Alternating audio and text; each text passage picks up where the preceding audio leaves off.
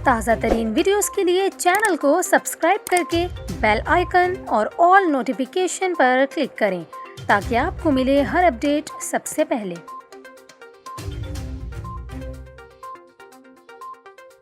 और अभी आपको मरी से अफसोसनाक खबर दें, जहां पर जीटी रोड के करीब छिरा पानी के मुकाम पर जंगल में आग भड़क उठी है। आपको बताएं, जुम्मे की सुबह मरी में लगने वाली इस आग को बुझाने के लिए रेस्क्यू टीमें मुसलसल कोशिशें कर रही हैं। आपको बताते चलें कि आग पर काबू पाने के लिए फायर टेंडर्स को भी तलब किया गया है। आग से मुतादिद दरख्तों को भी नुकसान पहुँचा है और धुएँ और आग के शोले कई किलोमीटर तक दूर तक दिखाई दे रहे हैं। आपको इस वक्त स्क्रीन पर मनाजिर भी दिखा रहे हैं। इस वाक़ये में फ़िलहाल किसी जानी नुकसान की इत्तला नहीं मिली, ताहम हुक्काम का यही कहना है कि आग पर काबू पाने के लिए रेस्क्यू टीमें कोशिशें कर रही हैं, जबकि फायर टेंडर्स को भी तलब किया गया है।